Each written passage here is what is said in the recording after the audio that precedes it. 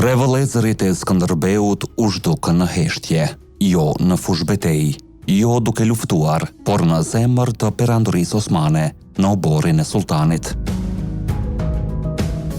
Djemtë e familjes më të fuqishme shqiptare të kohës u morën peng në Edrene, 4 shkuan, vetëm 1 u kthye.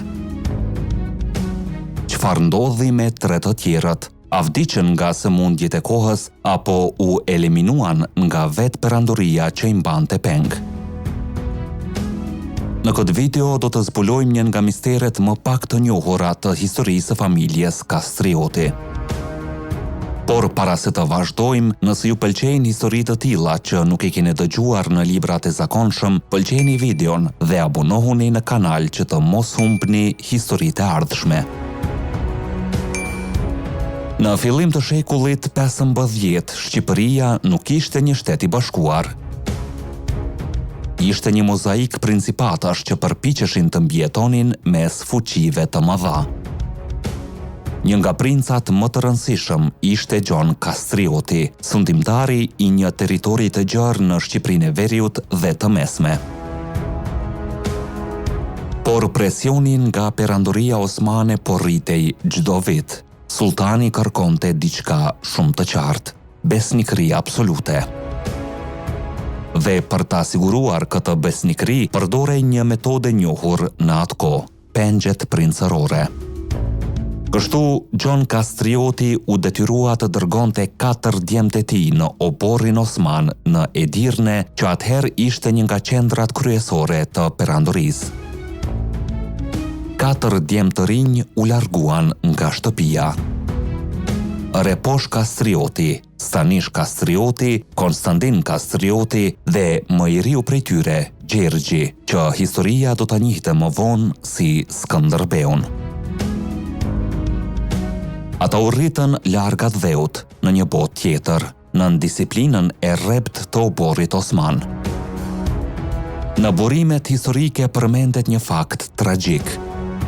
3 nga 4 djemtë e Gjon Kastriotit vdiqën nën perandorinë osmane, Reposhi, Stanishi dhe Konstantini. Por ndryshe nga shumë histori që qarkullojnë sot, nuk ka dëshmi se ata vdiqën në të njëjtin vit. Përkundrazi, historianët besojnë se vdekjet ndodhen në periudha të ndryshme, ndërsa ata jetonin në oborin osman. Në disa rrëfime të mëvonshme thuhet se ata mund të jenë helmuar nga autoritetet osmane. Nga frika se familja Kastrioti mund të ngrinte kryengritje. Megjithatë, dokumente të qarta për këtë nuk ekzistojnë. Në atë epokë, sëmundjet, kushtet e jetës dhe intrigat politike mund të merrnin jetën e një njeriu shumë shpejt. Por një gjë është e sigurt. 3 djemtë e familjes Kastrioti nuk arritën të kthehen në trollin e tyre. Në arkivin qendror të shtetit në Shqipëri ruhen disa fotografi shumë interesante që lidhen me këtë histori. Ato paraqesin 3 portrete të vëllezërve të Skënderbeut. Sipas një shënimi në pjesën e pasme të fotografive, portretet janë kopjuar nga një gravurë e vjetër perandorake dhe janë sjellë në Shqipëri në vitet 30 nga mjeku dhe veprimtari shqiptar Ibrahim Temo. Në shënim shkruhet se 3 princat e rinj të familjes Kastrioti u helmuan në Edrene nga qeveria turke. Por historianët modern e trajtojnë këtë si një traditë historike dhe jo si një fakt të provuar. Megjithatë, portretet janë shumë domethënëse. Ato tregojnë 3 djemë të rinj, pothuajse në moshë rinore, 3 jetë që u ndërprejnë shumë herët. Një detaj interesant që del nga burimet historike është se në oborin osman, 3 vëllezërit e familjes Kastrioti, njëjtë si Skënderbeu, njiheshin me emra të ndryshëm nga ata që mbanin në vendlindje. Reposh Kastrioti përmendet si Mehmet Bey, Stanish Kastrioti si Selim Bey, ndërsa Konstantin Kastrioti si Rustem Bey.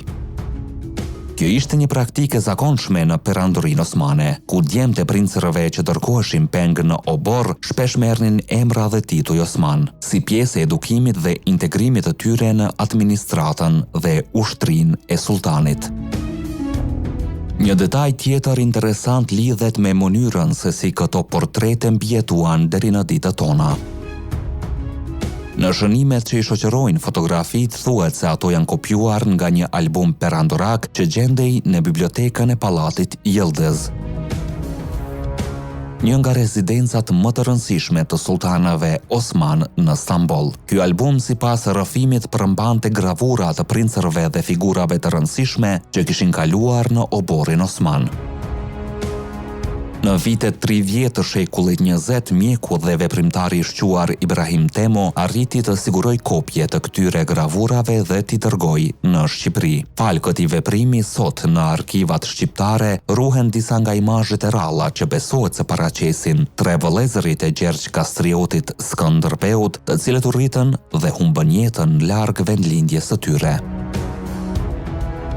Një fakt që e bën këtë histori edhe më intriguese është se kronikat e kohës japin shumë pak informacion për fundin e tre vëllezërve të familjes Kastrioti.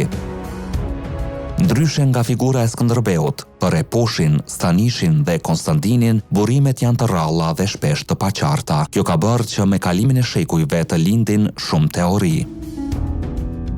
Pikërisht kjo mungesë e dokumenteve të qarta e ka kthyer fatin e tyre në një nga misteret më të mëdha të historisë së familjes Kastrioti. Nga 4 djemtë e Gjon Kastriotit, vetëm një arriti të mbjetoj në perandorinë osmane. Ai ishte Gjergj Kastrioti.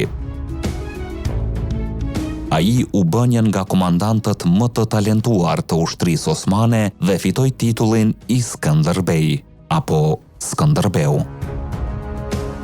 Por në vitin 1443 gjatë betejës së Nishit ndodhi diçka që ndryshoi historinë e Ballkanit. Skënderbeu u shkëput nga ushtria osmane dhe u kthye në Shqipëri.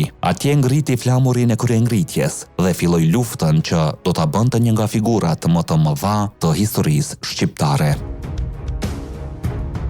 Dhe ndoshta në thellësi të zemrës së tij, ai nuk kishte harruar kurrë fatin e tre vëllezërve që kishin mbetur përgjithmonë në tokën e huaj të perandorisë.